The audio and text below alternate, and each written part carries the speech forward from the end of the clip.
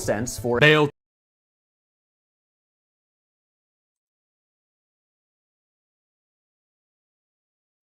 Hello. It's not showing up. It's fine. I'll deal with it later.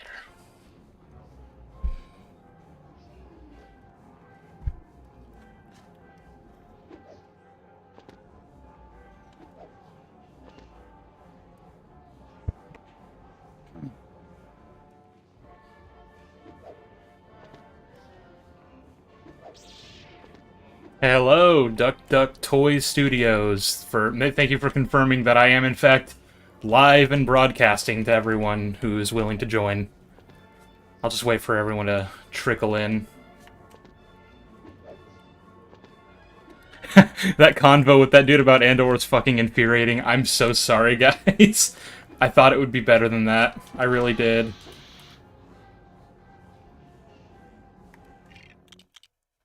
Is there a way... No, that's not what I want.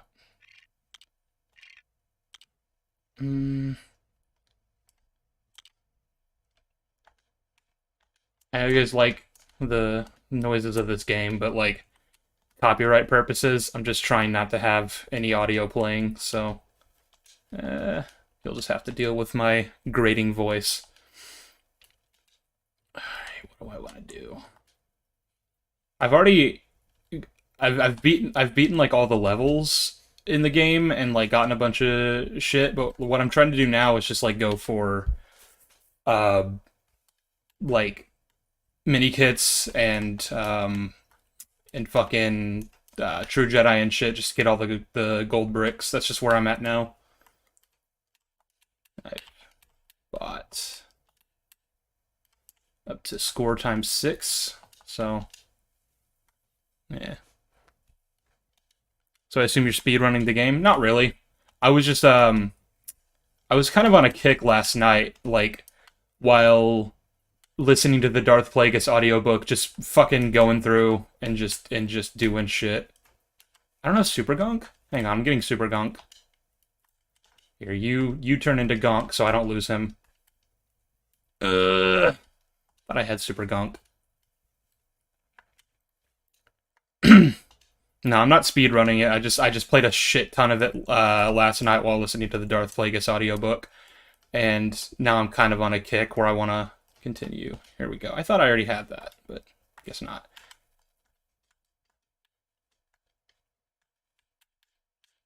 Super Gong on. Alright. Woo! There we go. Now we're fucking cooking. See this shit? Out here. I'm fucking, like, you know, fucking look out, The Rock, Vin Diesel. I'm the new Fast and Furious around these parts. I have never watched those movies. Please forgive me if that was cringe. Fuck yeah. Fuck to the fuck yeah. Here, come here, Django. I'm keeping Super Gonk, but I need to play... I think this is the next one that I haven't played yet.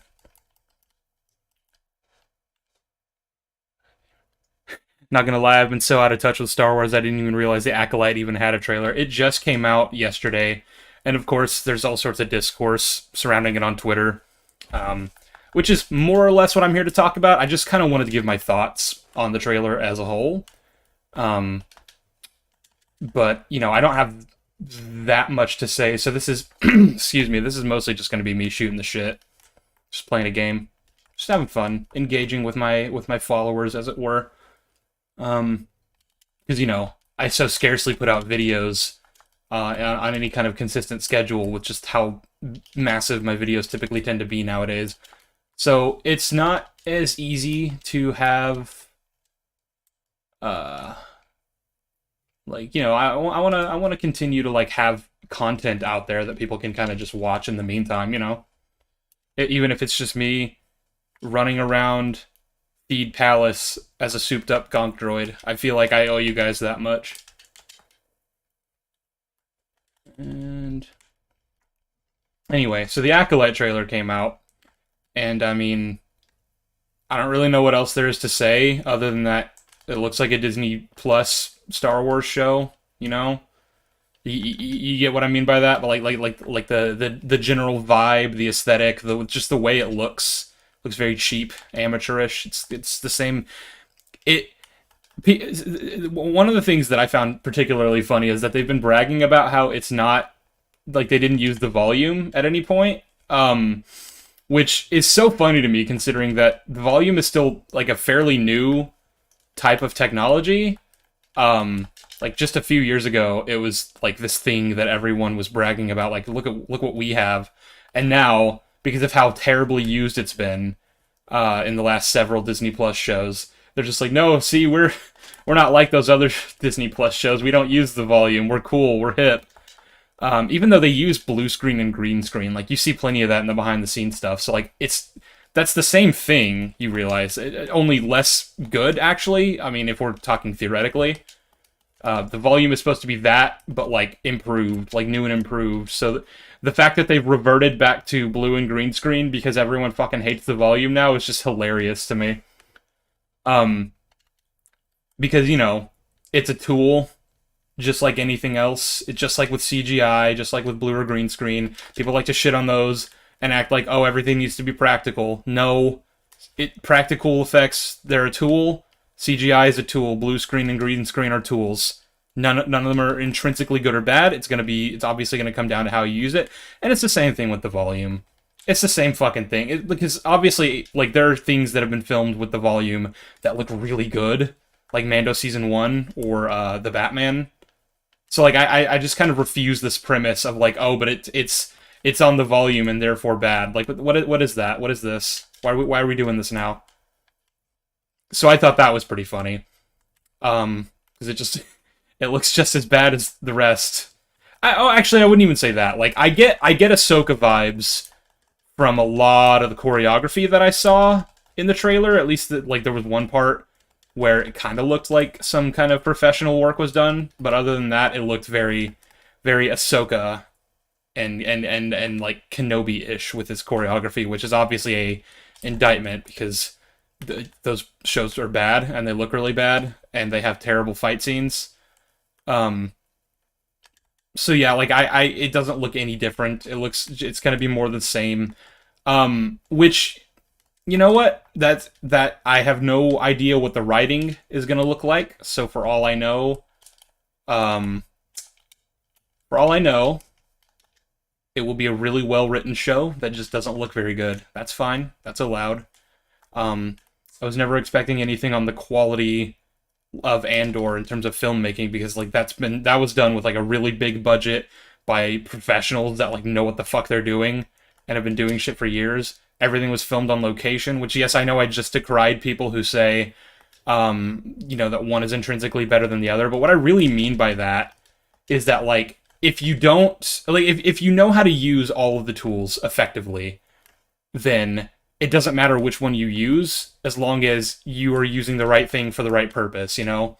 Like, I would trust someone, like, you know, the people that were working on Andor, to know when to use CGI and when to use practical effects, which would be better for the production. Which is why I say, like, yeah, they filmed a lot of stuff on set, because, like, that's just, like, what would be the best for that show. What would make that show look as good as possible is, oh, we need to film on location. If they had thought for even a second, well, this needs to be on the volume, then they would... I mean, they did, like the Senate scenes, that was all on the volume, because obviously there is no actual Senate rotunda that actually exists. They obviously couldn't build, like, a big-ass fucking set, you know?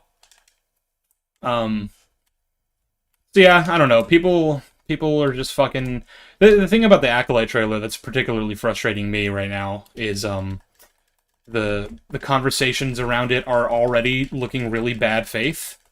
And what I mean by that is, like, from both sides, right? On the pro-Disney Star Wars side, I've already been accused by, like, 3 or 4 separate people just from saying that the trailer looked bad, of, like, you know, being a misogynist or just hating women or whatever, or hating, like diversity of any kind, because I guess, like, the main male Jedi lead is Asian.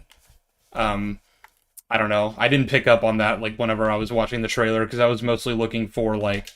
I was mostly looking at, like, what it looked like as a show, you know? The production quality, the cinematography, what I could glean of the directing. So I wasn't even really paying attention to, like, you know, the color of the skin of the guy that the trailer was focusing on at first. But yeah, he is Asian. So I guess I'm racist toward Asians for not liking. But then on the other side, I'm already seeing people criticize the Acolyte for things that, like, we just don't know if that's what it's actually going to be, you know? Like, people are criticizing the fact that Jedi encounter a Sith at some point in this time. And it's like, you have no idea how this is going to go. For all we know, every single one of those Jedi could die, or any number of things. Like, I admit that we're in a precarious situation right now, especially considering that, like, if you're looking at a pattern, Disney Star Wars is just very flippant with the canon, and like, moreover, it'll have fans just kind of, like, give these cope defenses and argue why it's fine or it makes sense, even if it just obviously doesn't. So I understand why, if you're looking at the pattern, you see something like that and you're like, oh, they're gonna just break canon again. I get that. But you have to at least give the show a chance first, and then if it does do what you're expecting it to do, then you can be like, ah, see, it did it. But, like, I'm seeing so many people jump the gun and just go, oh no, they broke canon because Jedi encountered a Sith. And it's like, well, hang on. But what's funny on that front as well is, like, I don't know if anyone is actually arguing this, or if this is just, like, a straw man that I'm seeing, like, by Disney Star Wars fans looking to defend the show. But I've heard people arguing that, or at least I've heard people saying that others have decried the trailer for the fact that the Sith exists at all at this point in the timeline, as though, like, they aren't supposed to exist. Like, it would break canon if the Sith existed, which is, like, if anyone is actually unironically arguing that as a point against the show, you're a fucking idiot. There's no real way around that. If you actually genuinely think that it is canon breaking of the Acolyte that Sith exists at this point in the timeline, you're fucking stupid. You missed the entire point. Again, I don't know if anyone is actually saying that, or if that's just a straw man I'm hearing from Disney Star Wars fans, but just in case there is anyone out there who thinks that that's a valid criticism of the show, you're a fucking moron. You're just stupid. And I know that sounds rude. I'm just not going to sugarcoat it. That's a really dumb criticism. Obviously the Sith were around. That's, like, the whole point, is that they were hiding in the shadows, so yeah. Bad criticism if true. But if not true, then just feel free to ignore everything I just said. Let's have a look at what chat's been saying. Yeah, you've lost the plot if you think that. Exactly. I hope I didn't miss any super chats, because, like, I'm focusing in on the game, and I would have to go over to my second monitor to check and see if I got any super chats. Let me pull up the stream on my phone, just so I can kind of monitor that as they come in, if they do. Because obviously I don't want to miss your super chats if you send any. That would be very bad form. Pull the stream up. Let's have a look. See, I don't think. Yeah, good so far. But I'll keep that open just so I can tell, just so I can check. I did see someone asking me what my thoughts are on Dune Part 2. I fucking love that movie. I would expound in greater detail, but I'm here to talk about the Acolyte trailer, and I have more to say. But, like, I really like Dune. I like Dune 2 a lot. It's now one of my favorite movies ever. It's so gorgeous, and I think also, I don't know if this is the case, if they filmed any of that on the volume. If they did, that would just speak to my point that, like, the volume is a tool that is neither good nor bad. I do know that the cinematographer, or the director of photography for that show, or for that film rather, was Greg Fraser, who helped invent the volume and used it on Mando Season 1 and you know, like, the Batman and stuff. So if it was, then, you know, that would make sense, because he actually fucking knows what he's doing. He knows how to use it properly. But yeah, so... Oh, I did get a super chat from Jackson Douglas for $10. Better get two 2-hour-long analysis videos like Kenobi and Clone Wars for Dune 2, or for Acolyte, because I'm not making a video on Dune 2 probably. Thank you for the super chat, though. And I will take that under advisement. What else was I gonna say about the Acolyte? There was more that I wanted to say. It'll come back to me. Fuck.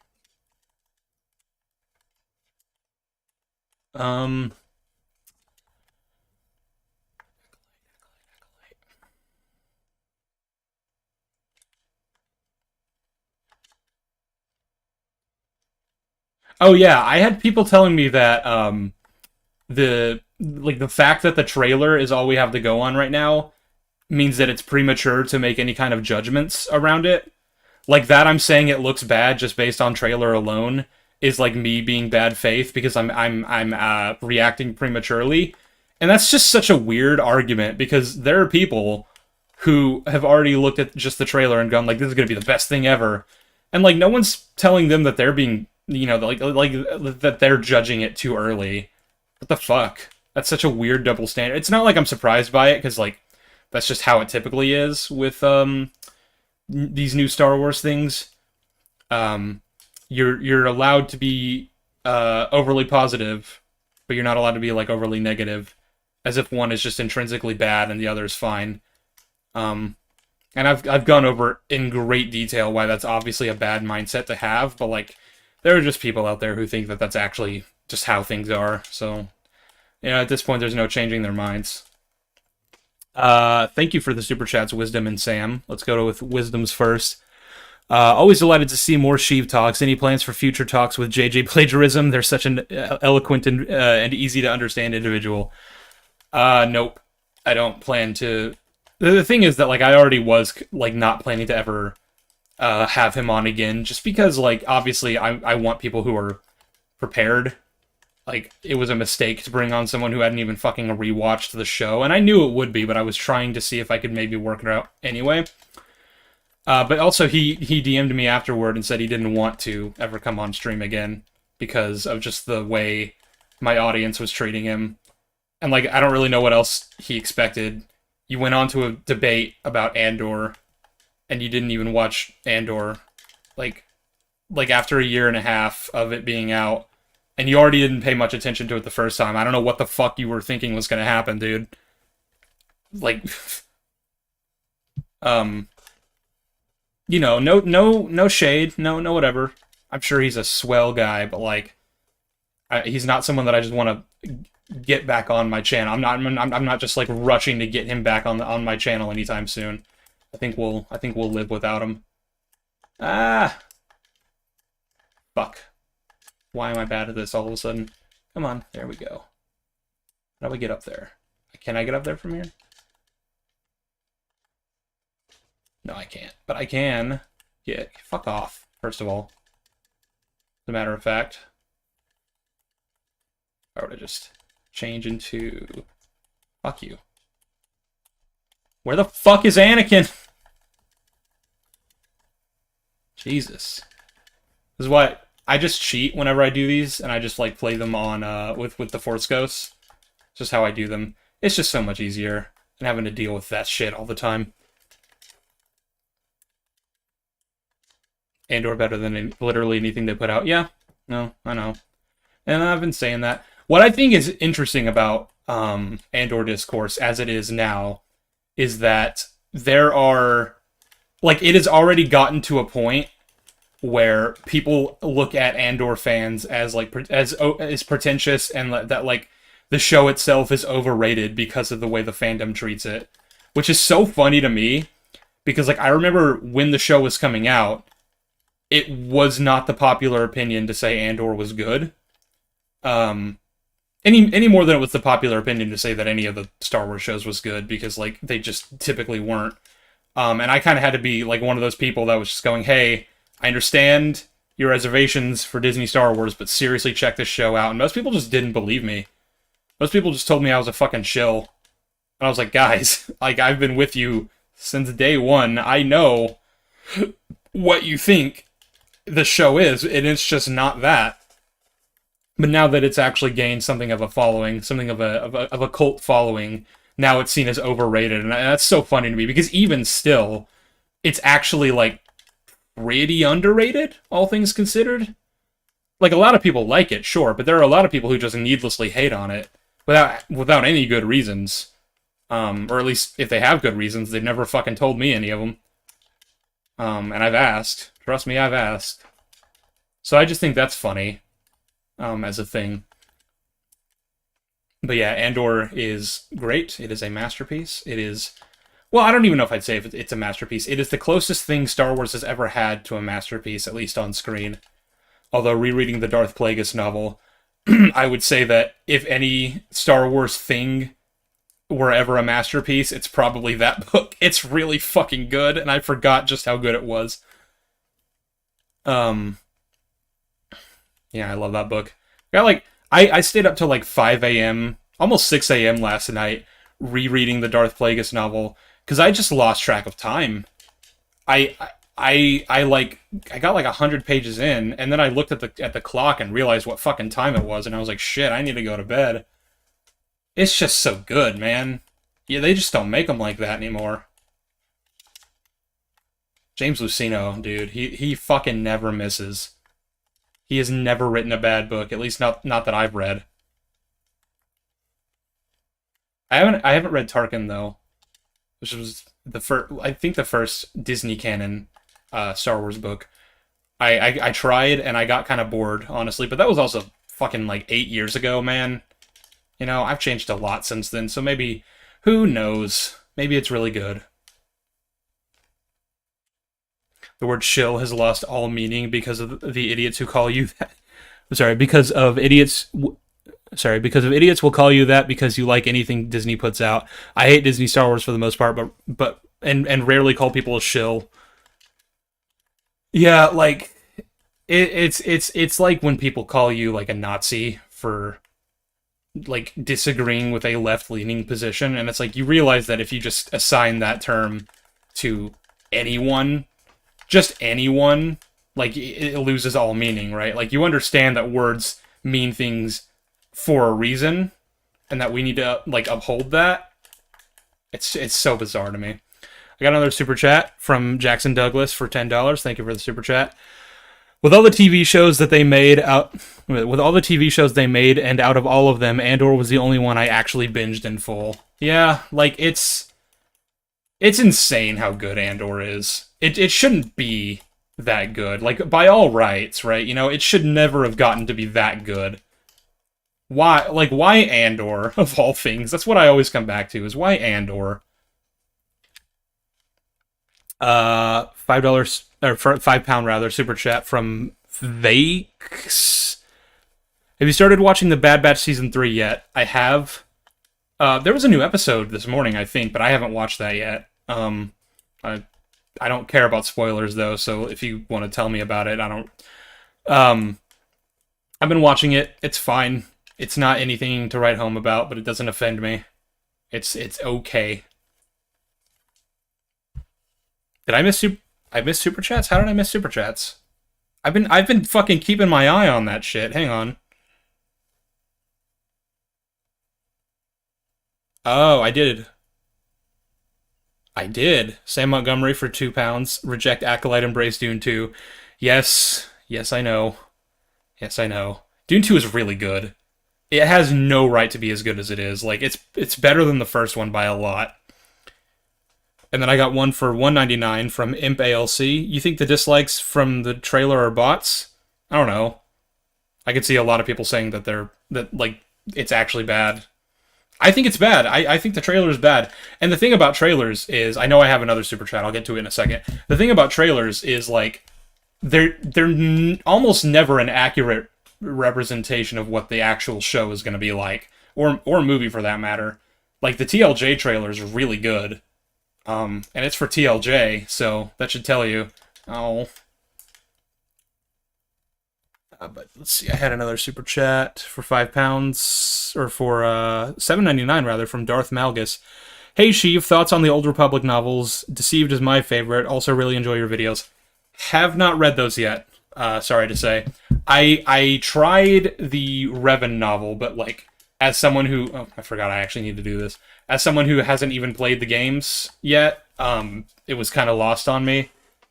I'm also told by people who are staunch Revan fans that book fucking sucks. So, yeah, TFA trailer was like really good too. I mean, it was good because of how it harped on our nostalgia, you know, like the music and the shots and everything like that. Just like we're fucking curated to be as nostalgia driven as possible, and that's why we loved it. But it was a good trailer. It hit all the right fucking notes, just like it was designed to. Can't fault it for that. Yeah, I got the TLJ trailer. I got so fucking hyped watching the TLJ trailer. That was back when I thought TFA was good, so, like, you know, from my perspective, it was like, yeah, we're coming off of a really good, like, a strong start to this new trilogy. And this movie looks really good. It has so much promise, and this trailer looks awesome. There's no fucking way it'll suck, and then it did. And then it did. Was there anything else I was going to say about the Acolyte? I feel like I covered everything. But then, like, after the stream ends, like, 5 hours from now, I'm going to be like, shit, I meant to say this. Would you consider doing a real debate about Andor, maybe an open one, like the one with the chips? Maybe. Because that's the thing, yeah, I was very dissatisfied with the results of that debate. I wanted a real, quote-unquote, real debate, you know? And I didn't get one. So I'd like one if I can, if that's okay. I hope people don't think that I was like setting him up or something to fail, because like I really wasn't. I really thought that he would at least come with some kind of preparedness, and that it would be a more or less even debate. I still expected to win because, you know, Andor's good, and that was the position I was taking. So of course I was going to win the debate. But like, you know, I thought that it wouldn't just be me making points and then him repeating the same exact shit for 2.5 hours. What are thoughts on The Force Awakens? I think it's bad. Like really bad. Like, I'd actually even argue that it may be worse than TLJ.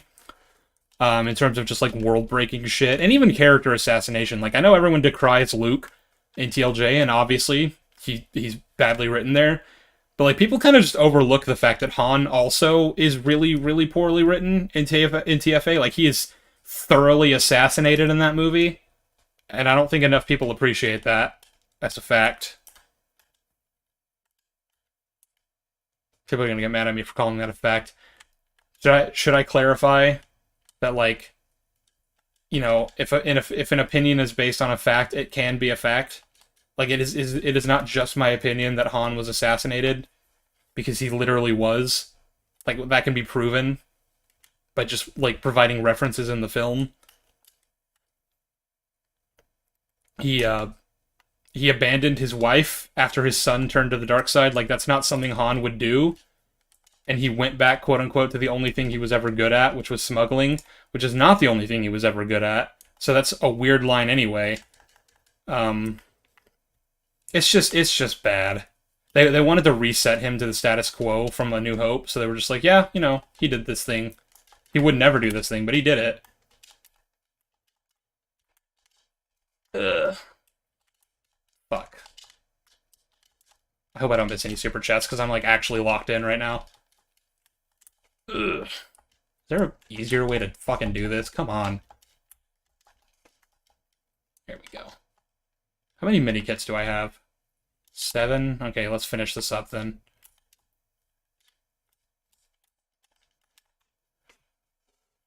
Checking to make sure I didn't skip any super chats. There was, okay, from Jackson Douglas for $5. Was or is there going to be a part 3 for the Clone Wars videos you made? If not, you got anything else you would add? No, there's not going to be any more Clone Wars videos. There is more to say, like a lot more, but like I would just be like basically repeating myself, you know, because it's the same kind of shit, you know. Like, oh, this arc has a bad plot, or like the themes are broken, or this or this, and it's like it's the same fucking thing that you already heard in the first 2 parts. There's no reason to like repeat it. The TLDR on the Acolyte, it doesn't look good. But also, you know, obviously I'm gonna reserve my judgment for when the show's actually out, like I always do, because like I was just going over, like, trailers are not indicative of the quality, and they rarely ever are.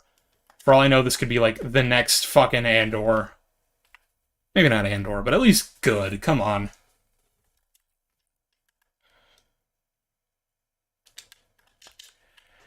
What are your thoughts on Andor and other shows lacking in interest? I can't see that because of the fucking heart. What are your thoughts on Andor and other shows lacking in interest in an interesting alien design or alien characters? I actually do think that if ever there was a valid criticism of Andor from naysayers, it would probably be that there aren't enough aliens in the show. Like, I think it makes sense contextually that there wouldn't be, given, like, you know, the state of the world at this point in the timeline, and just, like, generally the planets that are visited in the show. And of the planets that would have higher populations in the show, we see them in, like, the background and shit in Andor. But I do agree that I'd probably have liked to see more. It's not like a major flaw or anything that they're not there, but like I'd have liked more aliens, sure. Just to sort of make it feel a little more space age, you know?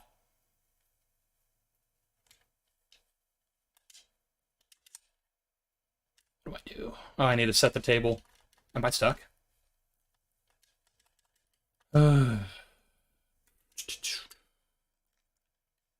Fuck off. Why do you never just change back into Anakin, you fucking... I know it's because you're an AI. No one needs to explain that to me. I understand. He doesn't get it. He doesn't see the vision. If I could steal a word from today's youth, as it were, I would describe the Acolyte trailer as sauceless.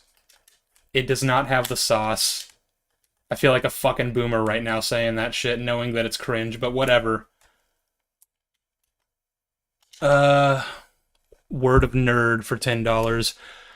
Seems the more original shows, Mando Season 1 and Andor, have a better chance of success because they can't rely on pre-established characters or fan service, i.e. Kenobi, Book of Boba Fett, Ahsoka, etc. So maybe it's good? Maybe. It depends on how they play it, right? Oh, yeah, you just reminded me. That was another thing I was going to say about the Acolyte trailer. People are already saying that Plagueis needs to show up or the show will be bad. No, he doesn't.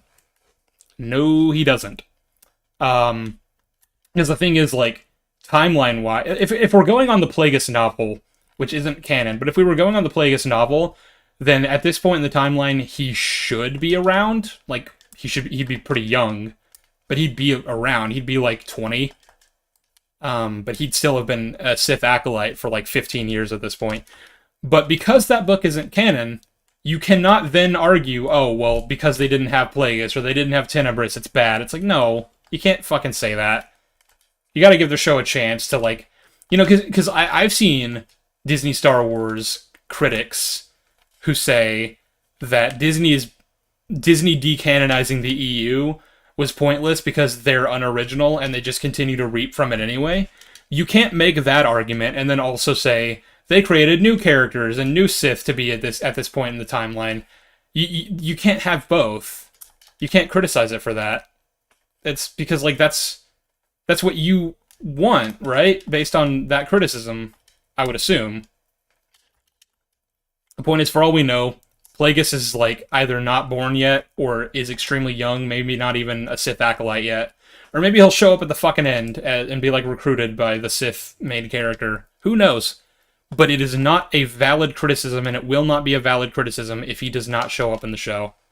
And I want to get out ahead of that, because I'm already fucking seeing people, like, Star Wars Theory said it. And no, he's wrong. Which is typical of Star Wars Theory, but, you know. Oh, hello.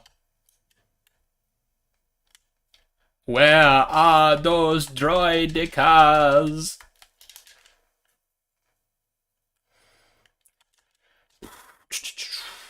Yeah. I think the Rise of Skywalker novelization canonized Tenebris, which, and when I say canonized, I mean they made it canon that there was at one point in time a Sith Lord named Tenebris. And obviously, I've already been gushing about the Plagueis novels. Like, you know I'd love to see those characters in a live-action Star Wars show. You know I would. It's just not a requirement, and it does not make the show of lesser quality if they're not there. As for Tenebris, they might say canonically he existed at an earlier point in the timeline. You know? Maybe he was still a Banite Sith, but, like, he was not Plagueis' master, or maybe he shows up at the end, and it's like, oh yeah, that's Plagueis' master. You know, you just don't know. And that's one of the things about this show, is just like, it obviously isn't out yet, so we can't fully criticize it for things that just haven't been established yet, you know?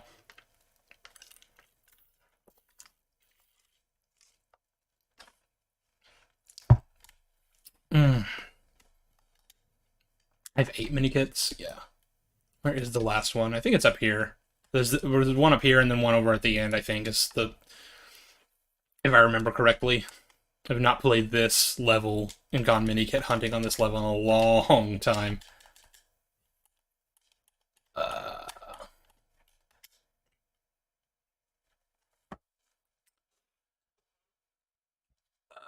Checking to make sure I didn't miss any super chats. Nope, okay.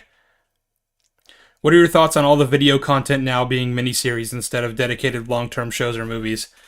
I don't know, like, I think in the long term, it might be detrimental to just streaming in general and, like, the different franchises therein. You know, that, like, every show has to be this, like, one-season miniseries nowadays. Like, that's dumb, obviously. Like, I just think that's really stupid. But then again, like, I think I still prefer the concept of streaming over, like, network television, where you have to sit through fucking 5 minutes of ads every 10 minutes just to watch a show. That's dumb. Never liked that. Didn't like it when I was a kid, and I grew up on network television, and I don't like it now. So I think I still prefer streaming. I just wish that streaming platforms would be more willing to give shows longer running seasons and more seasons, you know? I don't see why they don't, really. Is it for monetary gain? Is there a reason? Probably is. I don't know enough about the behind the scenes for any of that to make sense to me. All I know is I don't like it.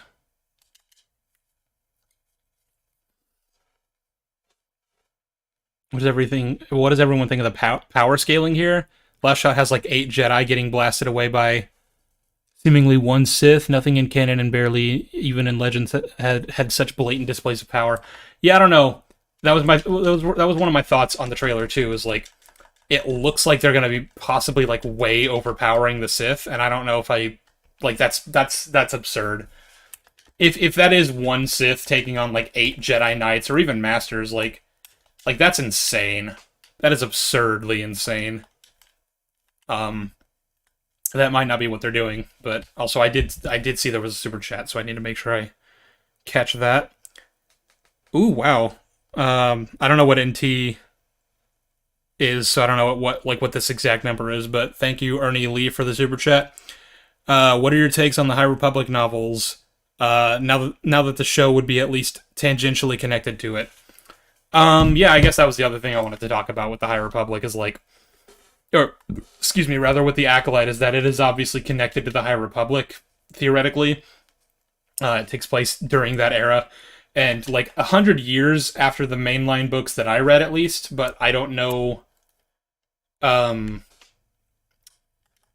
know that Vernestra Rowe from the High Republic books is going to be in the show. She's just going to be like over 100 years old, which is fine. She's an alien. We don't know how long her species lives.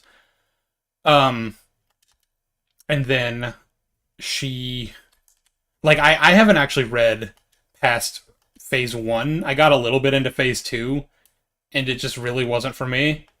So I couldn't really say. But I liked them, from what I remember. I think they're fine. I like Marchion Ro as a villain. I don't know what they've been doing with him lately. Because I just, again, haven't been reading it, but found him interesting, at least in Phase 1. And then Phase 2, I think the biggest mistake was like jumping back 150 years to explain all this backstory for Phase 2. Like I just got endeared to all these characters and this plot line and this storyline. Like I don't want to go back and meet all these new characters. Just like have Phase 2 be about the main characters that I've already grown endeared to, like learning all this information, you know? I don't see why we couldn't just do that. I think they actually retconned how long Vernestra species lives, lol. Miri Allens don't originally live for potentially centuries. I don't remember. The thing is, I just don't know enough about Miri Allens. That's Luminara and Barris' species, right? I don't know enough about their species. Although, speaking of species with prolonged lifespans, I know that this isn't technically established as canon yet, but I know that Keldor can live for a very long time, and that, like, in the EU, Plo Koon is, like, almost 400 years old by the time of the prequel era. So, like, I don't know. What if he ends up being in it? There was, like, a Keldor Jedi in the background, so maybe he ends up being in the Acolyte. Who fucking knows? Oh, Wisdom Minari, thank you for the super chat for $20. Plagueis is an amazing novel, action, scheming, politics, young Sheev, being described as having the bloodlust of a serial killer. I love the almost bored way Higo enacts evil. Also, wow, fuck. I have to scroll up. Because I fucking read slow. Fuck. Also, Sheev, final speech to Plagueis' peak. Indeed. I really, really like that book, dude. Like, it's really good. I love the characterization of Palpatine and, like, the fleshing out of his backstory. I thought I was able to get up here with Grievous. That's why I chose him. Yeah, there we go. Do away with all that. No! I like the Plagueis novel. I love learning more about my boy Palpatine and his backstory. Though of course that's not the only reason to love that book. There's obviously Plagueis, himself, the titular character. The Plagueis novel is actual garbage. Fuck you, TK. Nobody asked your bitch ass.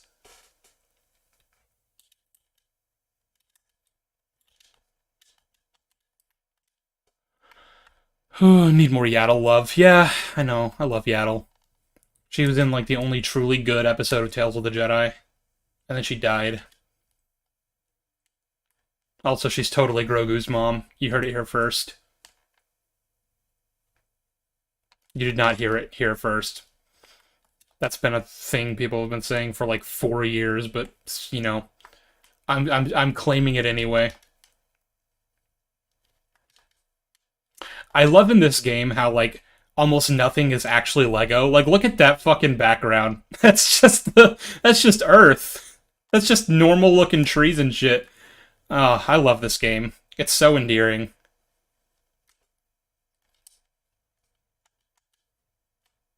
Come on, Annie. So you're using the God mode characters. Exactly. I'm just fucking cheating. I'm not putting myself in actual danger here. What do I look like? Oh, fuck! No, get on your thing. Come on. There we go. Don't give Disney ideas. What did I say? Oh, Grogu is... You know what? They might as well. See, the thing is, like, I'm still trying to figure out how rare Yoda species is, like, in the galaxy. Because, like, in The Mandalorian, the armor says... Or rather, I'll back up. In The Mandalorian, nobody seems to know what species Grogu is, as though his species isn't just, like, a commonly known thing, which I'm fine with. I think that's, like, a fine idea. But at the same time, wasn't Yoda, like, one of the most famous people in the galaxy for a very long time? You would think that his species and home planet might have been documented. I don't know why it wouldn't have been. Like, I don't know why Yoda would not have been forthcoming with that information. So, like, I could understand why the average citizen might not, like, look at Grogu and just know off the top of their head, oh, he's a this, but you feel like a quick Google search, right? Or whatever the Star Wars equivalent of Google is, the HoloNet news media. Like, you'd think just looking it up, they'd be able to find plenty about Yoda species, even if they're basically extinct, which is possible. Like, Yoda Yoda and Yaddle are, I think, canonically the only ones we've ever seen outside of Grogu. But unless they are actually Grogu's parents, then there is at least one or two other of them that existed around the time of the prequels when Grogu would have been born. You know? I don't know if they fucking reproduce asexually or if they gotta fucking get it up. But, like, that means at least one of them had to exist. Otherwise, Yoda or Yaddle is the parent of Grogu. Or both.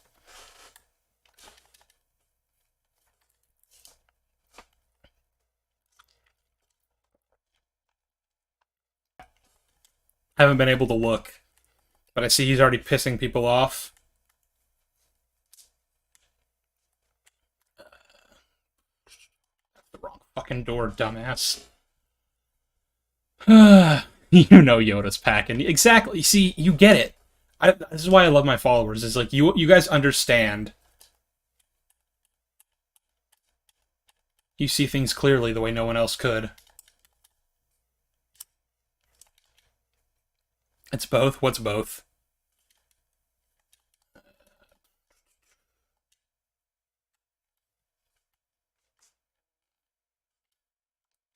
Creamy Sheev.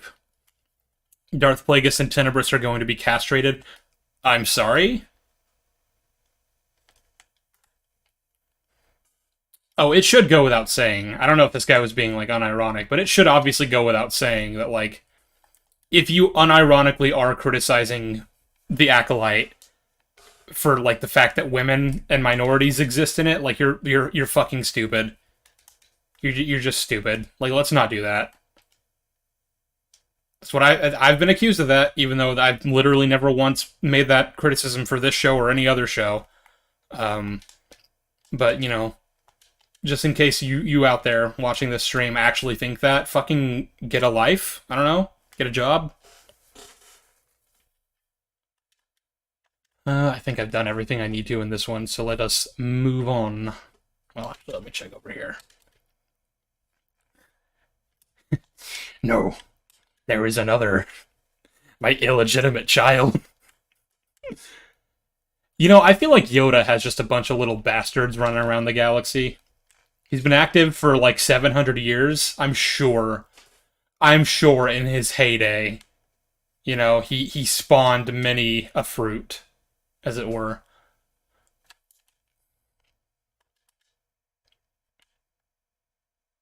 You think for even a second that Yoda took the whole no attachments thing seriously? No, he fucked. Yoda fucked. That is canonical. Also, if his species is rare, then he has the Ki-Adi-Mundi excuse of like, oh, my species is dying, I have to repopulate. I have to take 13 wives and live like King Solomon or something. How many wives did King Solomon have? It was like 700, right? Or some ridiculous number. How the fuck do you put up with 700 wives telling you what to do all the time?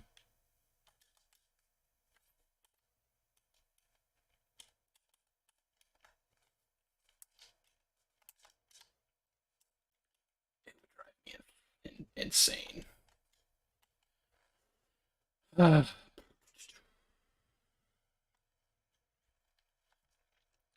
I have completely lost track of chat. Like, they're just kind of going off and doing their own thing. Concubine? Exactly.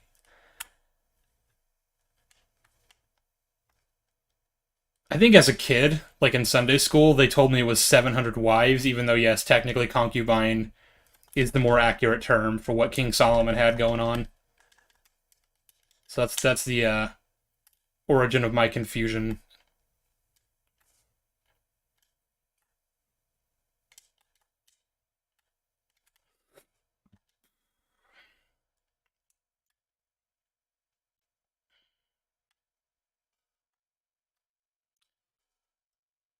Personally, I have very low hopes for the Acolyte. No Star Wars media has impressed me for a long time.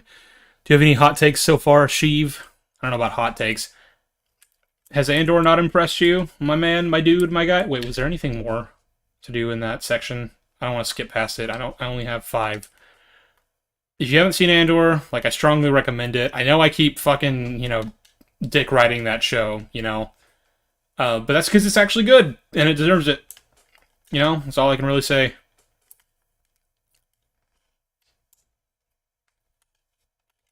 think it's this way. It was not. Really hope the Acolyte is at least decent. Yeah, I mean, obviously the hope is that it's good. You know, like, obviously. It's just, like, experience has taught me that it probably won't be. And that I need to just accept that. Bad Batch Season 3 any good? I think it's fine. I've already said to other people in the chat. It's fine. It is, I would say, better than first two seasons, but, like, also, those two are also pretty mediocre, so who's to say that that really means anything? Like, ultimately, there's really nothing to say about the Bad Batch. Like, the more I think about it, the more I'm just like, there's nothing to this show. I think I find myself more confused and partially annoyed by Bad Batch fans just because of how much they put into it, you know, and act like it's something, and it's just like, but what? What's there? There's nothing there. Like, I don't even. I understand that if you are a Disney Star Wars fan, you are prone to just assuming that any criticism against you or your favorite show is a personal attack on you. But, like, I don't want this to be construed that way. Like, I'm not saying you're dumb for liking the Bad Batch. I'm just genuinely like, what is it about that show that grips you? Because, like, there's nothing in it. It is so empty as a show. Even when they can, like, make, like they have the opportunity to, like, really do something interesting with the characters, they just never do. Ever. Like in season 3, there's like a whole episode where, like, the Crosshair is finally back with the Bad Batch, and so obviously you'd expect, like, there's gonna be some tension between Hunter and Wrecker as well with Crosshair, and, like, with Hunter and Crosshair, they kind of do. They pretend to do that, but, like, not really. Like, it's not really that. It's just them pretending that that's what's happening. I don't even know how else to explain it. Like, it is so thin and so, like, one note and straightforward that, like, I guess you could technically say there was conflict, like, there was tension between the characters. I don't know that I would. And then what's even more frustrating, though, is that, like, with Wrecker, there was just nothing. He just instantly trusted him again, and it's like, why? Do you... Man. And I'm just always frustrated by that show, because it's like, there's so much you could do with this. This is what... I know I say this with, like, every new thing, right? Where it's like, oh, there was so much you could have done with that, and then you didn't, you squandered it. I always say that, and I do always mean it, but, like, with the Bad Batch, I especially mean it, because it's like, you really, really had just an endless tapestry of potential here. You really did. The era that this is set in, like, you have the opportunity to flesh out the world building surrounding the rise of the Empire. Like, there's just already, just from that alone, without even getting into, like, the clone trauma or anything like that. Like, that alone is just so ripe, and you just don't do anything with it. And so I'm always just frustrated by, like, the fans, because I'm like, why do you like this? What is it about? Is it just that, like, the characters are hot? Do you think, because I know I see, like, Hunter thirst shit, like, all the time, but, like, is that it? Is there nothing else to it than that? Because if so, like, that's so disappointing, you know? I should probably be doing these. These will probably get me at least one. Not over here. Okay. Didn't mean to go off on a fucking tangent there. Like I said, I typically don't find myself having anything to say about the Bad Batch, but it's just always that. Also checking to make sure I didn't miss a super chat. Because the last one was from Wisdom for 20. So I just need to make sure that it didn't...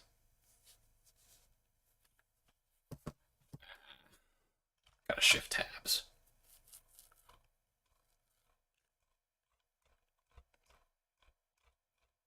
Now it looks like I'm good. Yeah, okay. Wow. You guys have just been having a field day in the chat, haven't you?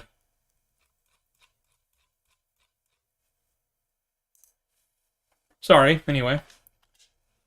Jedi business. Go back to your drinks.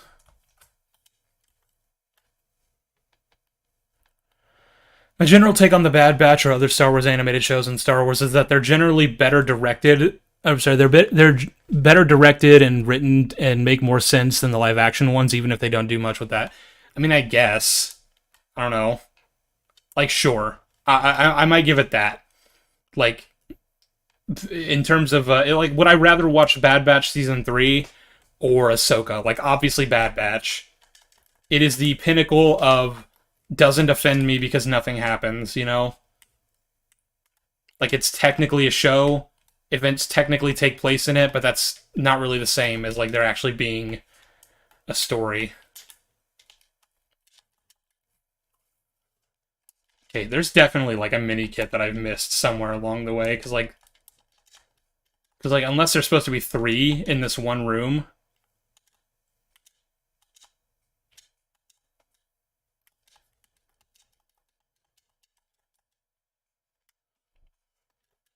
At least with the Acolyte, it doesn't feel like Scooby-Doo, Mandalorian, or silly Obi-Wan Kenobi. Rebel Moon 2 is peak coming in you talking Star Wars. Wow. Slav, fuck off. Nobody asked you. Also, thank you for the super chat.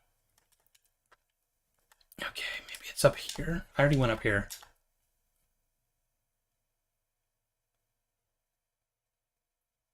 I guess I have to fight Maul. I never fucking did mini-kit hunting as a kid. I just wasn't as into it. I liked playing the levels. Where's Maul? Grievous spawned in. Come on, Maul. I'll be a fucking pussy. What's up there? What's up there?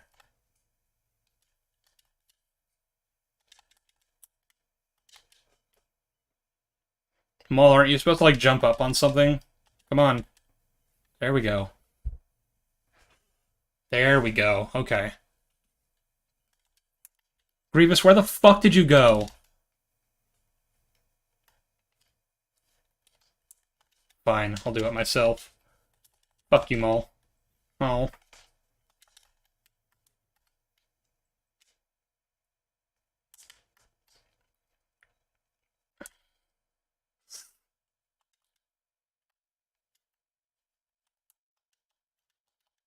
That's all of them. Yep. Cool. Let's round this out.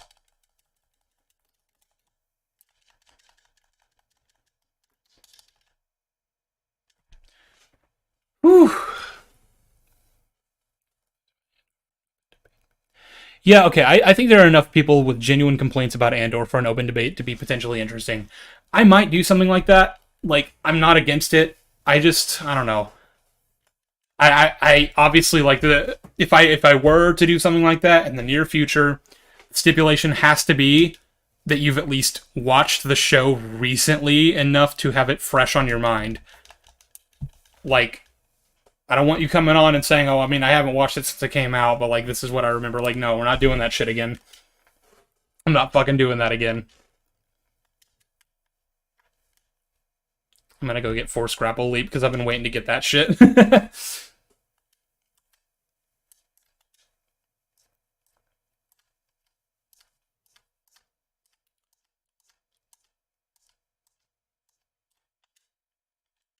Right. Now we're fucking talking.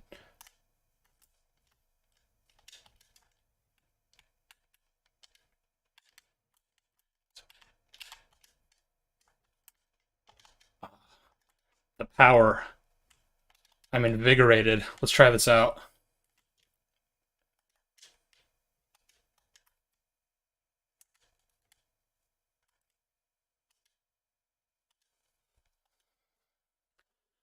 Only true great Star Wars movies: Empire Strikes Back. New Hope is good. Return of the Jedi only has a couple good scenes. Prequels and sequels suck ass. That's a bit uncharitable, I think. New Hope is great. Empire's great. Return of the Jedi is mediocre, but I wouldn't even call it bad. It just has a lot of bad scenes in it. Prequels are bad, and then of course, like, I guess you said movie, but like, Andor does exist. Sheev talks. I think you and the others should host an open live stream where people can come on and talk about anything related to Disney Star Wars. Just an open forum. I mean, I'd like to have a bit of organization to it, but like we could do something like that maybe if everyone's interested in that. I don't know. We'll see. All right. Oh, that's so nice.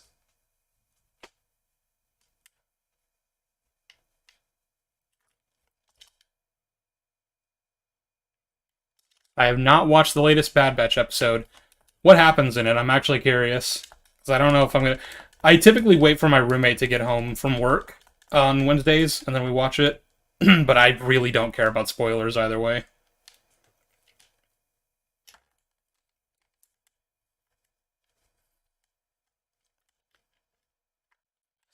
I think the prequels individually aren't great, but collectively they're... Or aren't the best, but collectively they're great. I don't know. I don't think... Like, I don't want to just be contrarian or anything. I just think they're all bad. And that, like, put together, they make up a wasted potential ridden mess of a trilogy. Like, I obviously I see what they were going for, and I really like it, but, like, nah, they ain't good.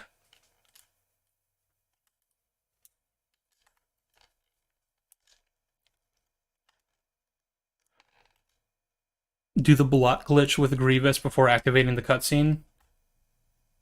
I mean, there is no cutscene because I'm playing on free play mode, but I don't know what you're talking about anyway. I thought that was going to get me a mini kit. Man.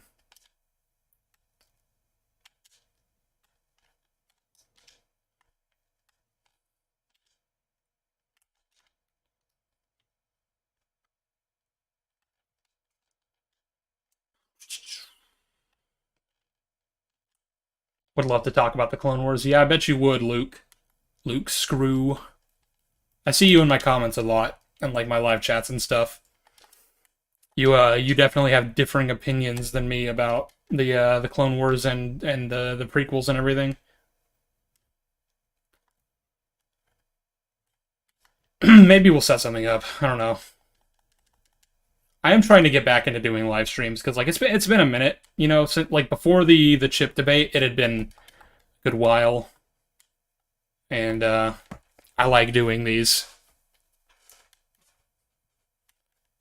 Bro is still alive. Is there anything else to say? I'm just talking. I don't know. I'm not even really talking about the Acolyte anymore. I got all that shit off my chest. And again, there's probably like hours later, I'm probably gonna be like, oh shit, there was also this thing I was gonna say, but. Whatever. I think I said everything that needs to be said. The costume design looks really amateurish, but like that kind of goes hand in hand with what I was already saying is like it just looks like a cheap Disney Plus Star Wars show. And like that's it. People got mad at me for saying that about the costume design. Like I don't know what you want from me. It doesn't look good.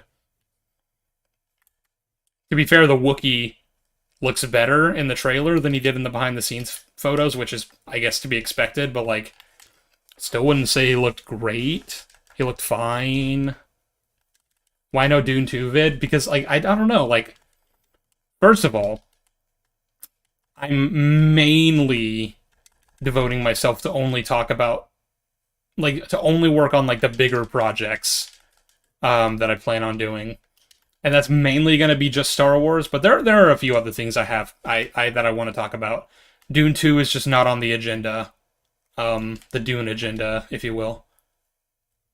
And mainly because, like, I don't know, there's not much to say. It would just be me going, it's really, really good, and like this, it looks good, and the characters are awesome, and the music is fucking, you know, there are some movies that I just don't really like to review if all it's gonna be is just me saying, you know, oh, it's peak, or oh, it's really bad.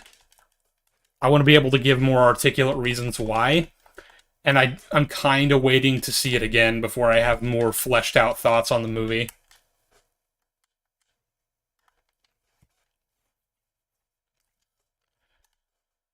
The Dune agenda.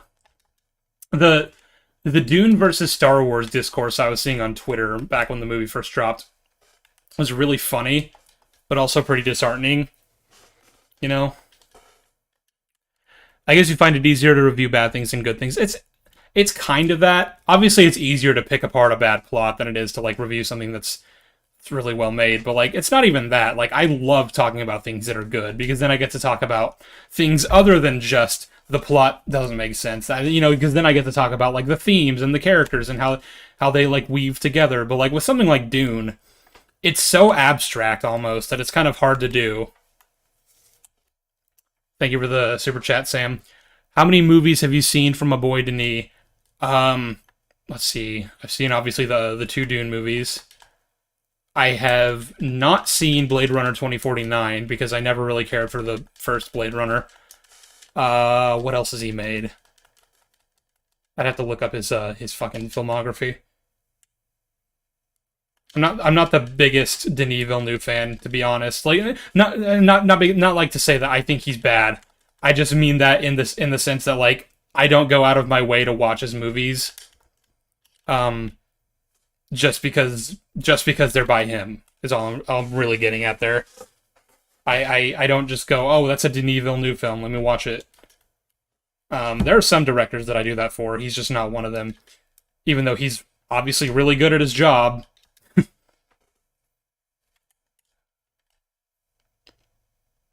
Should watch the first Blade Runner. I have. I didn't really care for it. I don't think it's a bad movie. It just wasn't for me. What are your opinions on the Critical Drinker and ER's takes on the sequel trilogy? I don't know. I haven't watched their takes on the sequel trilogy. I think I tried to watch ER's Force Awakens video, but, like, his style of video and his type of humor just don't jive with me. I don't like shit like that.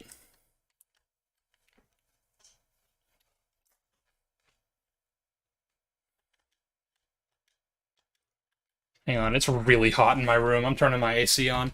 Be right back. Ooh.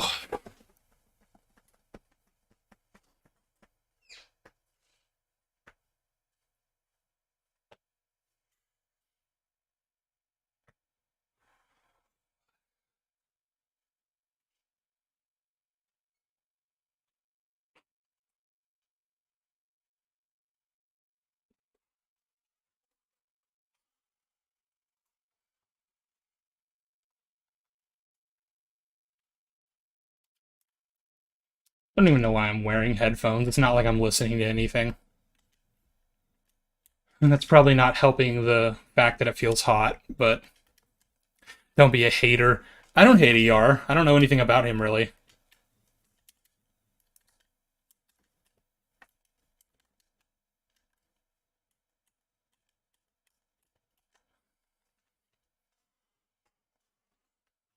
Oh, that was the correct way to do that.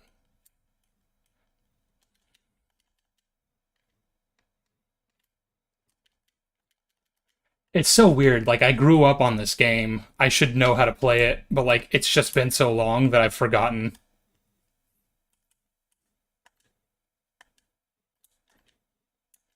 I thought I had Super Zapper on.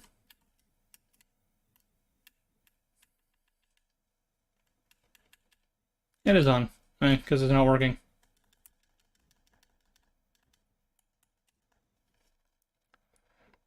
What about Critical Drinker?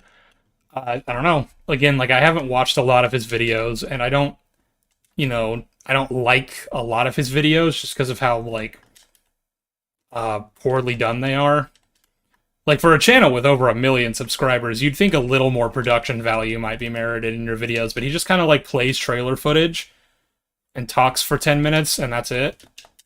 And, like, if you like that kind of video, like, fine, that's just not really my thing, you know?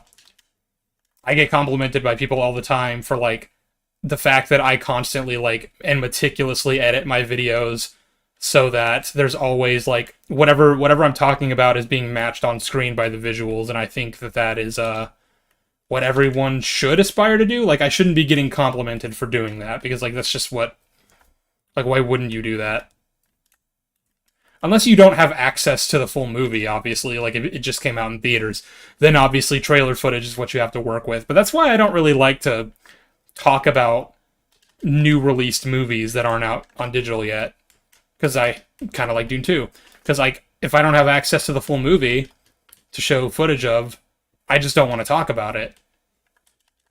Especially because I like, by its very nature, I would kind of have to do, like, a very short 10-minute video talking about why it's good or why it's bad, and I don't like to do that. I think that's where the confusion came from when people, I don't think people were getting what I was getting at whenever I said that I would have to talk about it in, like, in a sort of abridged way. I mean that in the sense that, like, the movie isn't properly out yet, so I wouldn't be able to talk about it in detail like I want to. I do like Eckhart's Ladder. His editing is nothing to write home about, but I like his takes more often than not. I like Eckhart's Ladder. I think he makes some pretty good videos, typically. A couple times it does come off like he is sort of farming outrage from his audience, but, like, I don't know.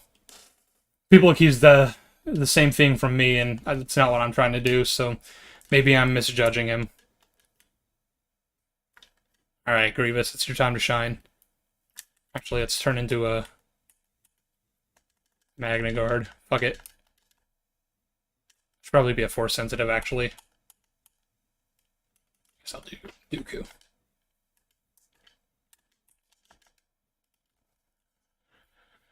I like his dog. Yeah, I love his little outros. They're neat.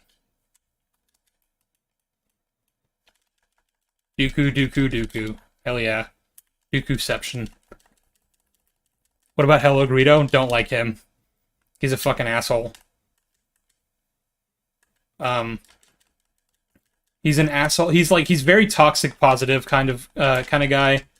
Like, if you say anything negative, I've found he'll I don't know. I actually don't know enough about him to say that definitively. I just know that, like, from what I've seen, he gives that vibe. And he also said that he doesn't understand, like, the point of discussing art. And it's just like, what do you run a channel that talks about Star Wars? What the fuck are you talking about? Playing the complete saga. So yeah, from what I know about Hello Greedo, which is admittedly very little, I'm not a big fan. But then, hey, maybe I'm wrong.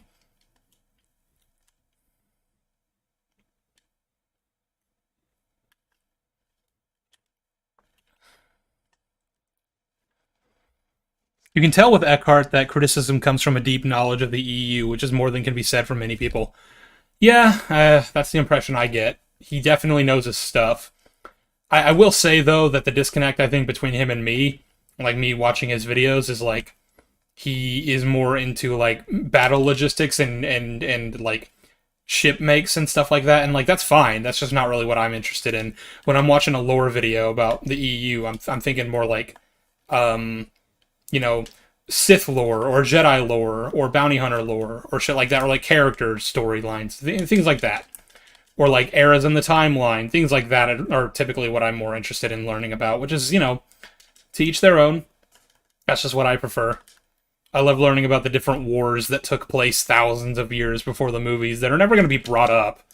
You know, like, nobody in fucking Revenge of the Sith is going to bring up the Pius Dea era, but it happened, and I know about it, and it's fun.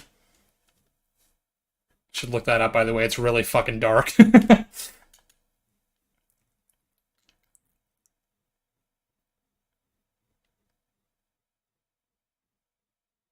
Thoughts on the new YouTuber TK9851? His channel sucks ass. Never made a good video in his life, and he never will.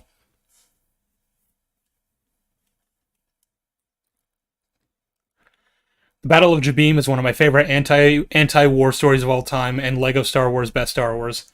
Yes, Battle of Jabeam. Underrated. Oh. It's really good.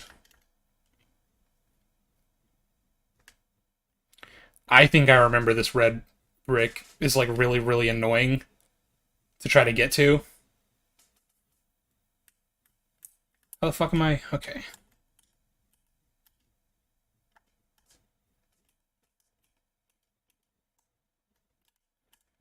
Yeah, like, how the fuck do I get down there? Ah, well, never mind.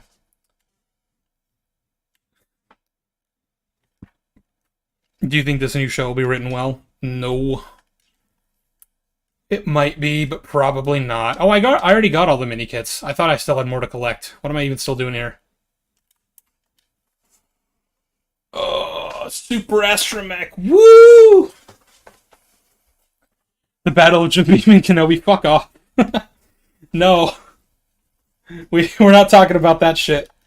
Oh, I just remembered which level I was going to go to earn score times 10. I think that's episode 6, level 3. Probably where I go next. Hey Sheev, I've heard you don't like none lightsaber weapons against other lightsaber because of the generation of extreme heat. Are Magna Guards an exception because of they're droids? I'm sorry, can you... I don't know exactly what the question is. I don't like non-lightsaber weapons against lightsabers because of heat? Have I ever said that? Named for $9.99. Thank you for the super chat. Do you think it would be great? Do you think it would break canon for the Jedi to find out about the Bane era Sith in this TV show, or would it be fine since Yoda knew about the Rule of Two? That's okay. So that's another thing that I wanted to bring up. Thank you for reminding me. There is already technically the contradiction there. And I know they accounted for this in the EU, I think, in some story that I haven't read. But, like, obviously, with the way Darth Bane's story unfolds in those books, and the fact that he's, like, supposedly the last of the Sith of the Old Order who went into hiding and that the Jedi shouldn't have known about, why would the Jedi know about the Rule of Two? And that's a good question. Now, to be fair, I would technically consider that more a fault of the EU and not necessarily with Phantom Menace, because with Phantom Menace, all they established was that the Sith were supposedly extinct for 1,000 years, but that they had a rule, vaguely, that there were only ever like 2 at a time, a Master and Apprentice. That's all Phantom Menace established. It was in the EU that was like, hey, but also they used to exist in the hundreds and thousands, and now they're like, you know, and then Bane sort of established that. Like, I feel like that's more on them, if anything. But yeah, with that in mind, if you're going on it from a purely, like, canon perspective, like, what is established in the Disney canon, what you'd probably be best doing is establishing that Darth Bane was not...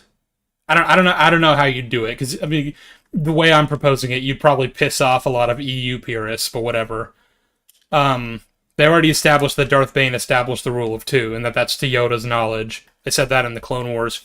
So, like, I think the best way to go about it, if you were trying to preserve canon, would be to say that Bane actually wasn't, like, the first Sith in this lineage of the Rule of Two or something. Or that, like, he established the Rule of Two, and then the Sith went extinct at some point after that. So the Jedi would have known about it. I don't know how you'd play that, but like I feel like if you were trying to adhere to that, that's how you'd have to try to do it. I don't know though. We could also just say it's a contradiction. Who cares? But as to the like immediate question, yeah, it would definitely break canon if the Jedi like encountered Sith between when they supposedly went extinct and, like, Phantom Menace, when Darth Maul shows up. And, like, to a point that the Jedi know about them. You just can't do that. Because of the way the way the Jedi behave around the news that there is, in fact, a Sith Lord that supposedly attacked Qui-Gon on Tatooine. And people have chalked it up to Jedi arrogance, and, like, I am so tired of that being used as an excuse for every time they're stupid. You cannot just use that as an excuse every time the Jedi are idiots. You can't do that. That's so cheap.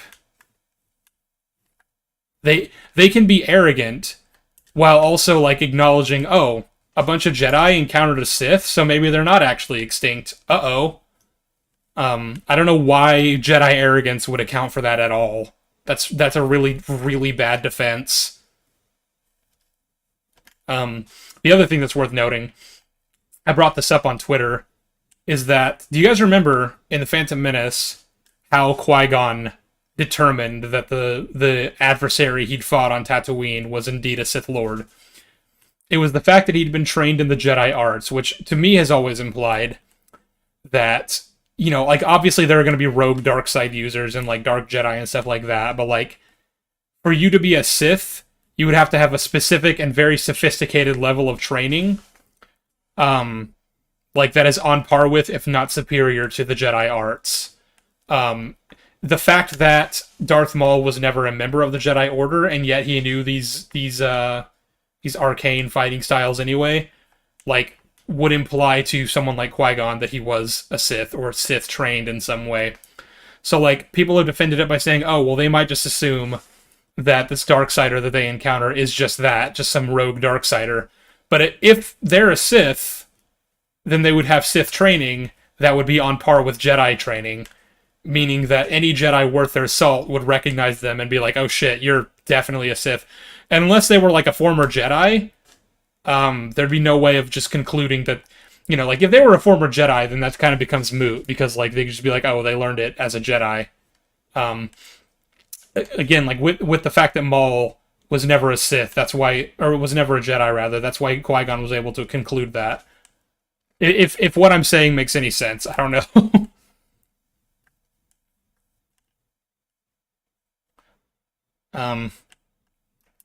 That's all to say that, yeah, obviously they can't, like, the people that encounter the Sith can't survive. I don't see how you swing it in a way that they survive it, and, like, not then report the fact that they fought a Sith to the Jedi Council. Like, I don't know how you do that, because of what I just outlined.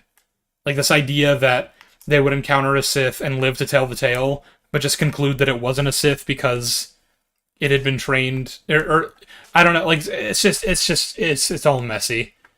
And I know that no matter what happens in the show, there are going to be the people that like try to revise history in terms of, like, what we understood about the lore, and just be like, no, it always made sense because the Jedi are stupid, or the Jedi are arrogant, or something. But, like, let's just not. Like, just for a second, can we not do that? Can we just, like, accept that things don't fit? Like, if that doesn't bother you, then fine, but, like, at least acknowledge the fact that they've fucked up.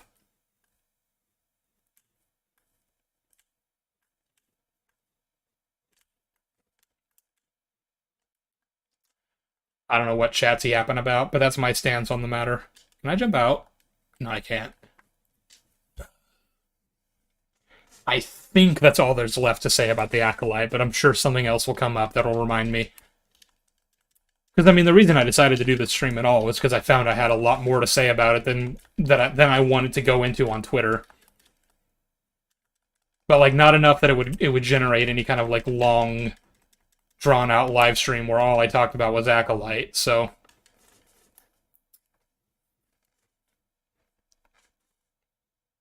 You could have dismissed it as a Dark Jedi or a Sith cultist. No, again, if they are a Sith that is, like, Sith-trained, that comes with the connotation of they were trained in the Jedi arts. They are above just a Dark Jedi or a Sith cultist or something. Like, you understand that, like, Jedi training is a very closely kept secret.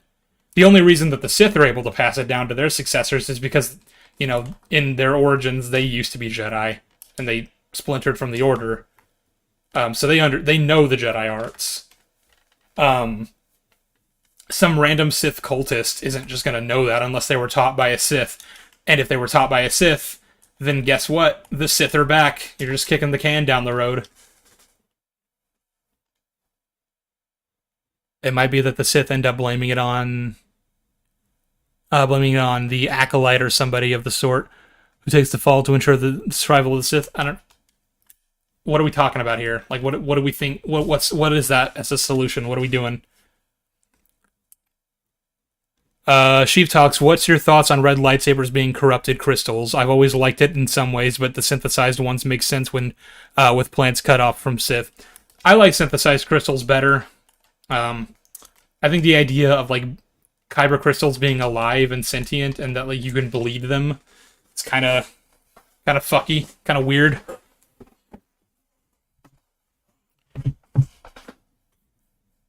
No, there's no hope for Ahsoka. Let's not even pretend. Let's not kid ourselves. I'd say to act like there might even possibly be hope for Ahsoka is to just falsely hope, and there's no reason to do that.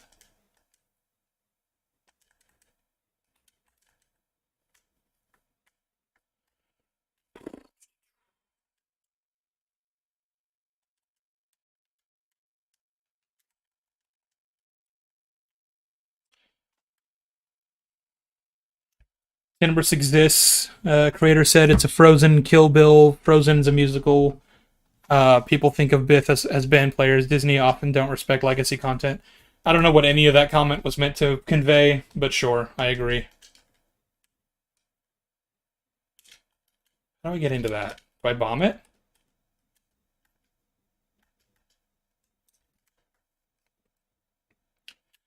Maybe somebody found a Sith holocron. You have to have force sensitivity to open it.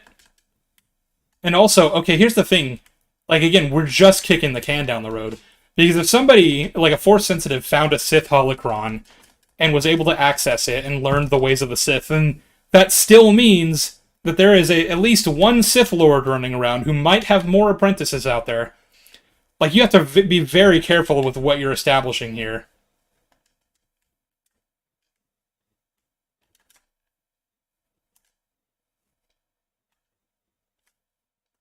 Shit. Well, I guess I'm Dooku now. I hate how Mandos are Space Knights now rather than Space Vikings. I mean, didn't they always have, like, honor? I wouldn't even say that, like, Vikings are not supposed to be seen as honorable, but, like, I feel like that's what you're getting at, right? That they're honorable. Because they don't really strike me as knights, other than the fact that they have a sense of honor.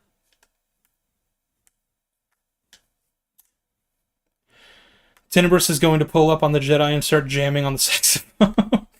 You know, I don't think I would hate that. I think I'd be okay with that.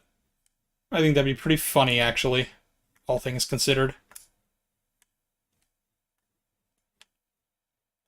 I can't wait to read more of the Darth Plagueis book today. Because, like, man, I just got utterly consumed by it when listening to it last night while playing this game. And I'm going to get a little bit of work done first, like, after I finish this stream, but then after that it's going to be, like, hours and hours of just reading Plagueis. It's so fucking good.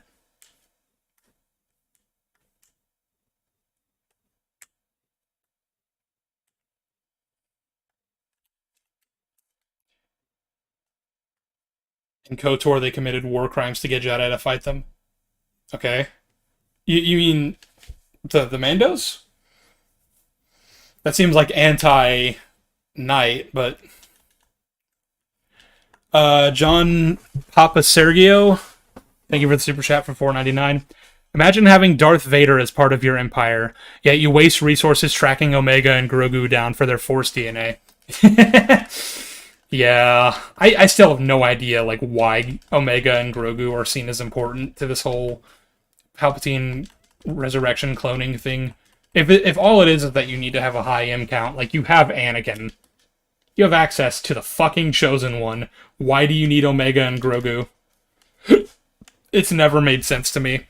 And they still haven't explained it. In 3 seasons of Mando and 2.5 seasons of Bad Batch, they have never explained it. That's insane.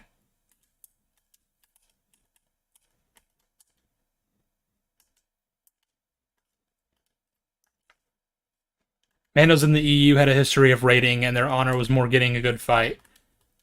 Do we know that the Canon Mandos didn't raid in their heyday?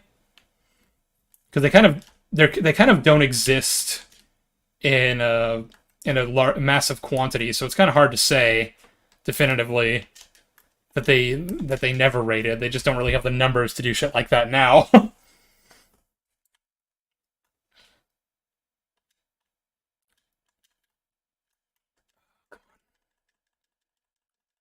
Why don't they just, like, clone his own DNA? Yeah, see, these are all questions, and it's like, maybe there are answers to them, but, like, they haven't given us any.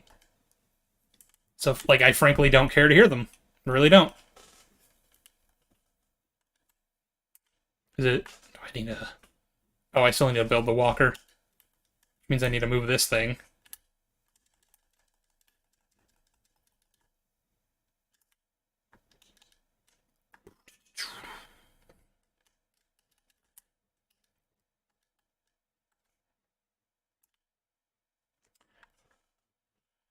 Omega is important because she's a clone, yet her blood doesn't diminish midichlorian counts. If Palpatine wants his clone to have the same midichlorians that he has, he needs whatever Omega has. So it's that if you clone yourself, You don't have like the same midichlorian count or whatever. That's what we're going with. So you need. So is the whole thing just that like you need whatever Omega has in her DNA that allows her as a clone to be Force sensitive? Because if so, then does that mean Grogu is also a clone? Or is that what we're saying? And if so, who is he a clone of? Yoda? Why did Yoda clone himself? But also, like, even if that is the actual explanation, like, cool, tell us that. The issue is more that the show isn't explaining any of this.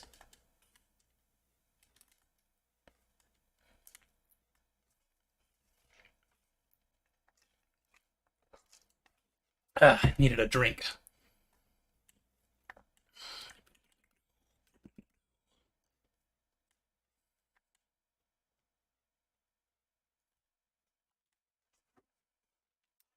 Isn't the whole story trying to justify Last Jedi? I don't know. Thing is, like, you can have things. Oh, you're talking about like the cloning stuff. I'd say more The Rise of Skywalker, but yeah, same difference. They're trying to justify the fact that Palpatine was able to resurrect himself and cheat death. Like, they're retroactively going, see, there's an explanation for that. Which, like, fine. I don't care anymore. Go ahead, shoot your shit. Say what you're gonna, do what you're gonna do, right? It doesn't matter anymore.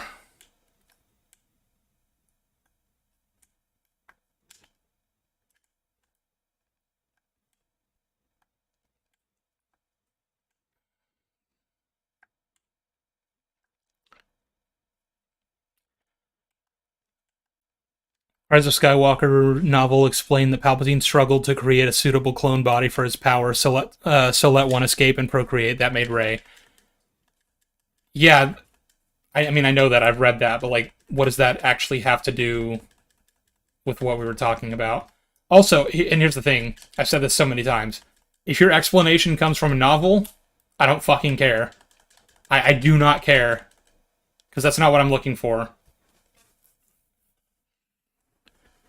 What do you think about Sheev willing Star Destroyers into existence with the Force and Rise of Skywalker?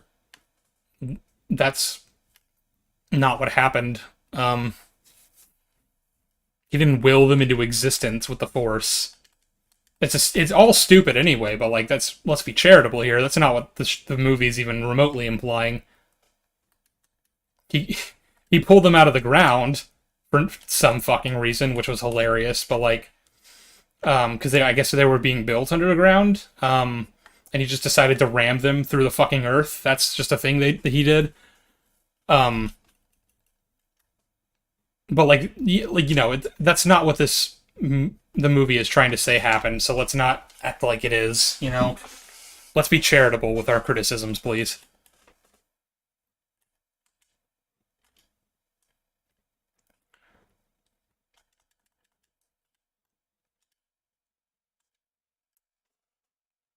Did the mole people build them? Sure, yeah. It's like they don't explain who the Sith cultists are or any of the troopers that live there or anything like that in the actual movie. And I know that all of this is, like, gone over in the book, but I don't give a shit. It should be in the movie. I should not have to go to external media to, like, have, like, I'll typically reference external media if it's something minor. Like, if it helps establish a timeline. Like, we know from external media that, the Empire Strikes Back takes place 3 years after A New Hope. We don't need to know that for the story to make sense. And I think that's the baseline. If the story doesn't make sense unless you look to external media, then you fucked up somewhere. But, like, it's still nice to be able to refer to just say, like, yeah, so that's how long it's been, that Luke's been training and, like, working with the Rebellion by this point in the timeline. Stuff like that. External media is okay. You're allowed to refer to it. It's just not if you're doing it in order to defend or criticize something, for that matter. There are things from the books that, like, come after the fact to try to help explain a plot issue that make it even worse. Like, Vader finding Exegol between Empire Strikes Back and Return of the Jedi. Like, that's stupid. But I'm not technically going to fault... Like, that's not a flaw with The Rise of Skywalker. That's just a fault with them trying to fix The Rise of Skywalker and fucking it up even more. You know? Have you played the Lego Skywalker Saga? I recently played all the old Lego Star Wars and new one. It's refreshing afterwards, IMO. I didn't like the Skywalker Saga game. It was severely underwhelming. I talked about it on streams like this before. So at this point, I'm just repeating myself. But like basically, it was super buggy and glitchy, and things of that nature. And also, like the levels that they did have versus the levels that they should have had just annoy me. You know, I don't really want to get into like a deep explanation of it again, but like basically, like there are certain things that I'm like, oh, they should have made this a level, and then they didn't, and that annoys me. But that's gonna be the extent of my criticisms, because I've already talked about it at fucking length, and I don't want to again.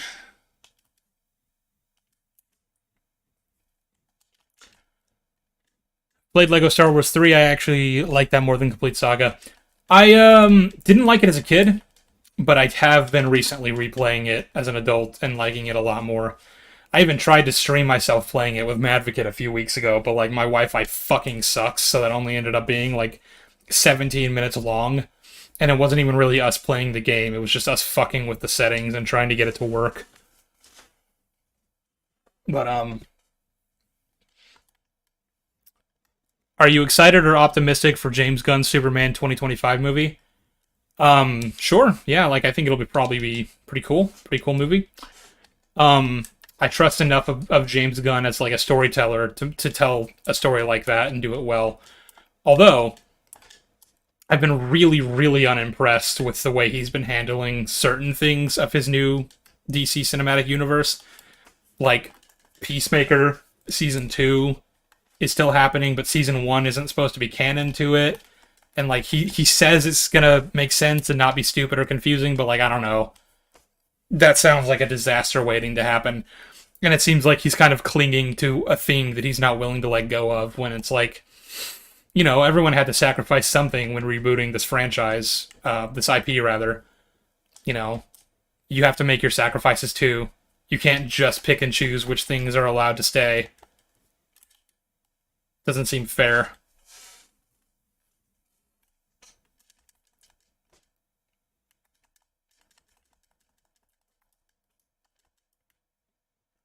Okay, so it's telling me the red brick is this way. Where is it?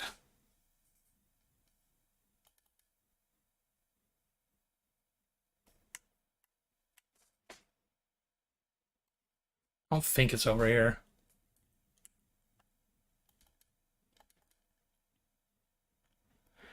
Would you watch a Star Wars What If series, and what if scenarios are, and what if scenarios are your favorite?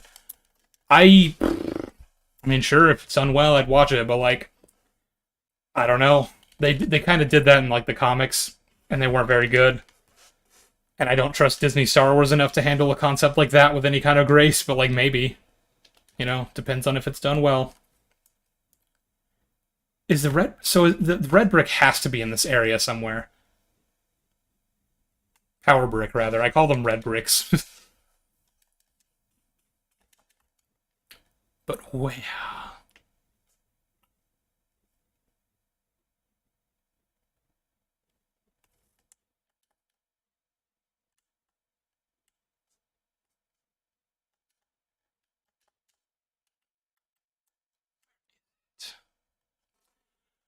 How do you feel about the conflict in Disney with shareholders and what Lucas said about Iger? I don't care. I do not care. I'm not exactly like the biggest fan of Lucas anyway. But like, also from what I understand, which is admittedly very little about this entire conflict, from what's been explained to me by people who know a lot more about it, Lucas was right to back Iger, even if Iger does suck as a person and as a businessman. So, I don't know. Jackson Douglas, thank you for the super chat for $5. Through 3 trilogies, prequels, originals, and sequels. What's your favorite one with each one individually? Example: Attack of the Clones, A New Hope, TLJ. Yeah, like Empire is my favorite, and the OT is my favorite of the three trilogies. Then we have Revenge of the Sith for the prequels, and then I guess Force Awakens for the sequels. If nothing else, it's the one that I like more than the other two. I forgot I was going to answer that guy's question, though, about, like, what if scenarios do I like. There are a lot that I would do. Like, too many to go over all of them, so I'll just give a few examples. I like the idea of, like a lot of this is going to be sticking to the movies, at least for, like, if you were trying to do, like, a season 1, just to kind of get people to, like, warm up to the idea without taking them to the more obscure stuff that they might not be as familiar with. So, like, I like the idea of what if Anakin had lost the pod race, or what if Obi-Wan had found Obi-Wan, like stuff like, did I just say what if Obi-Wan had found Obi-Wan? What if Obi-Wan had found Anakin? Things like that I find really interesting. So stuff like that is probably what I would do. And I'd want to try to do at least one or two for each trilogy. So I'd even do, like, some sequel concepts, which I'd have to think up some because I just don't care about the sequels as much. But, like, what if BB-8 got captured by the First Order at the beginning of the movie or something? I don't know. Something like that. I have everything. And now I leave. Score times 8. Let's go see how much that costs. And then after that, this is probably going to be where I call it. Did I get a super chat? I think I did, but I'm not entirely sure. What if Disney Star Wars was good? Thank you for the super chat. From Jackson Douglas for $2. Hey Sheev, I would love to hear your thoughts on the actual dialogue of Andor. Thought the performance of the prison was unique, but I couldn't stop rolling my eyes when anyone other than Kino. I'm assuming there's more to that. I don't know what you mean. The dialogue is fucking peak. It is top tier. Obviously, the performances are great too, and they really carry it, but, like, the dialogue is really good. It's very fresh and natural. And, like, it's one of those things that people have said make it not feel like Star Wars. But I don't know. I think I think if your argument is that it needs to have bad or clunky dialogue to feel like Star Wars, then there's something wrong here. Like, that, that's just me. Have not seen the Alien Romulus trailer. Not the biggest fan of... Like, I mean, I wouldn't say I'm not the biggest fan of Alien, because I watched the first 2 movies and I really like them. And I have not watched any of the sequels to that. So I don't know. Don't really care about that franchise, though, all things considered. And yeah, I'm going to just do this pod race real quick with score times 384, and then I'm going to call it. So, thanks for tuning in.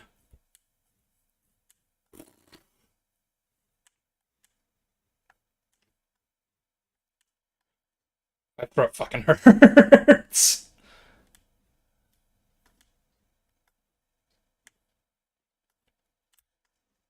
What if someone other than Django had been the clone template? I remember thinking, like, how cool it would be if Dirge had been the clone template. I don't know if Dooku or Sidious would have ever actually wanted that, but, like, if they did, that could have been, like, a cool what if concept. Or even Cad Bane or someone like that.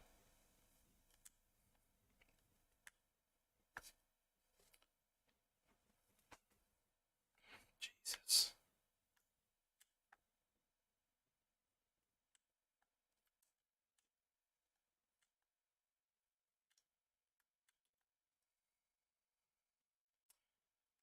So the thing about Alien 3 is that I didn't ever watch it, so I can't definitively say that it's bad.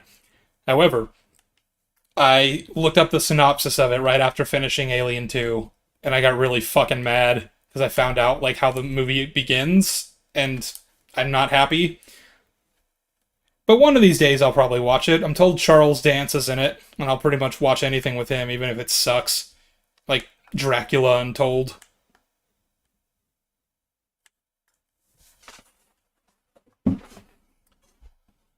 What if Grievous defeated Obi-Wan? Yeah, like, that would be an interesting one. I don't know how much story potential there really is with that, because, like, ultimately, Palpatine would have made sure that the Separatists died out anyway, and, like, Grievous would have either had to, like, acquiesce to that, or he would have become an enemy of the Empire, and, like, you know, you could do interesting stuff with that, like him being some kind of rebel extremist or something, or, like, one of the last Separatist holdouts or something. There's stuff you could do with that, but, like, yeah, actually, I've just talked myself into it. That'd be a really cool story. I'd want it to be animated. Like, I don't know, like, I think that you could get a lot more out of, like, story potential if you didn't limit it to live action, in terms of, like, trying to get characters to come back for this role or that, you know? And you could set it at any point in the timeline. You could have, you know, like, young Dooku, young Qui-Gon, shit like that. Without having the restraints of, like, oh, but it's live action, so we can't do that. But, like, not animated in the same way that, like, the Clone Wars and Bad Batch are, because I'm getting really sick of that same animation style for, like, every show.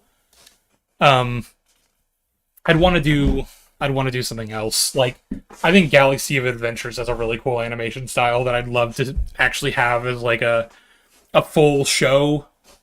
You know, it's kind of animation. I don't know. I'm just talking out of my ass at this point. I'm going to call it here.